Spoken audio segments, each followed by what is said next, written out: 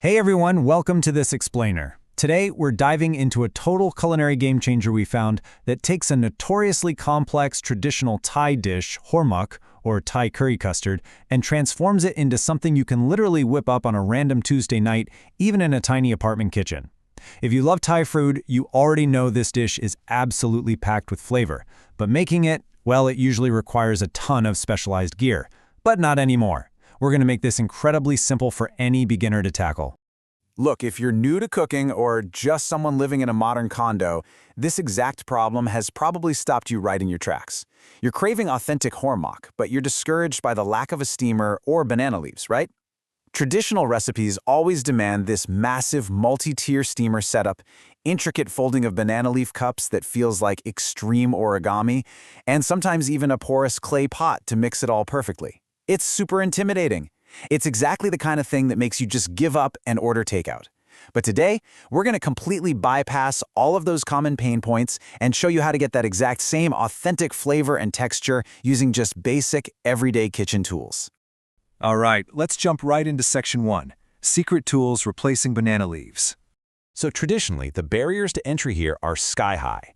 You've got the bulky steamer, the folded banana leaf cups, and that specialty clay pot used to absorb excess moisture. But with our condo method, that massive steamer is swapped out for just a single everyday pan with a lid.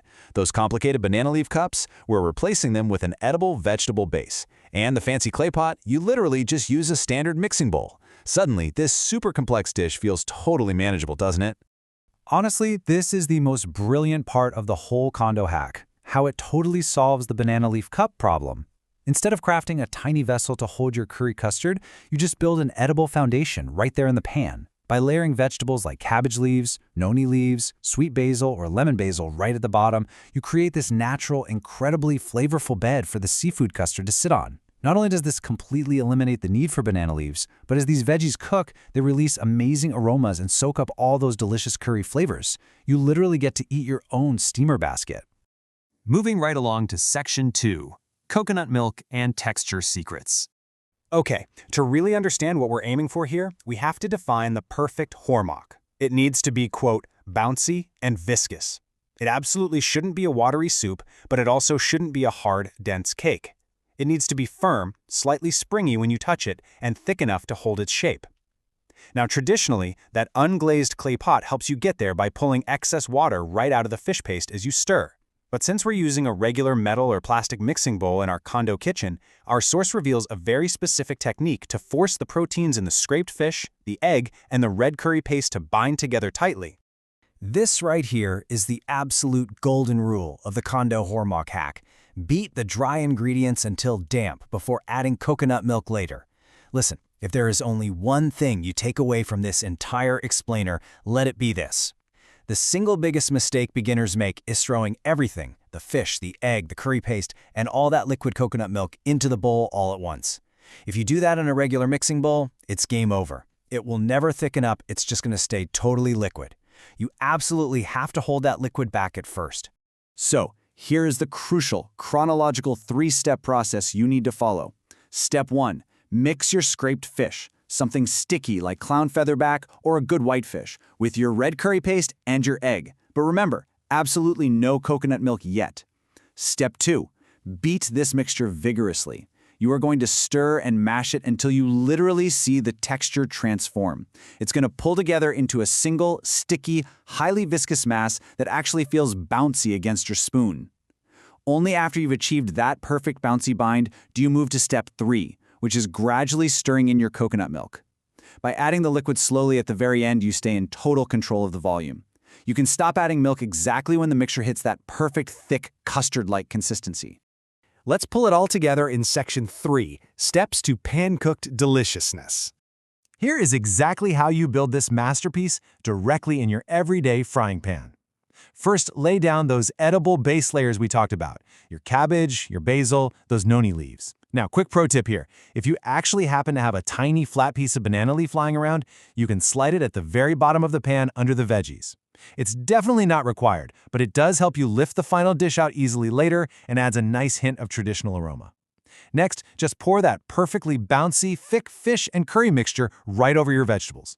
Finally, top it all off with your fresh seafood. shrimp, squid, whatever you love. You are literally just stacking the whole shebang into a cold pan. And here is the ultimate cooking hack. We drop a tiny splash of water at the bottom edge of the pan before closing the lid. Remember, we aren't boiling the custard here, and we don't have a big multi-tier steamer, but by carefully dropping just a tiny splash of water right at the inner edge of the pan, making sure it hits the hot metal and doesn't wash over your beautiful custard, you create instant trapped steam the very second you close that lid. This mimics a traditional steamer perfectly, cooking the seafood gently and evenly from all sides. It's genius.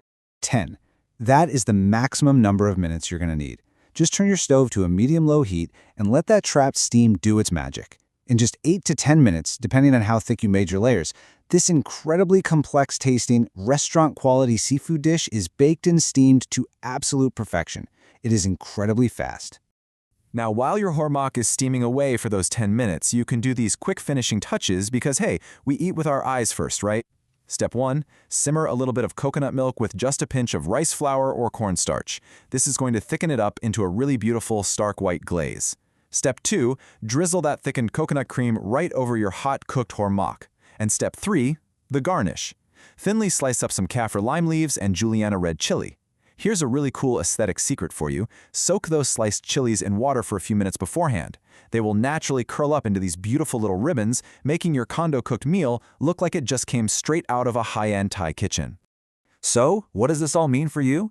The real question is, are you ready to grab a pan and make hor mok for dinner tonight? We've stripped away the bulky steamers, we've totally eliminated the stressful banana leaf origami, and we've shown you exactly how to control your coconut milk to get that perfect bouncy texture using nothing but a simple mixing bowl. Armed with this explainer, the barriers are completely gone.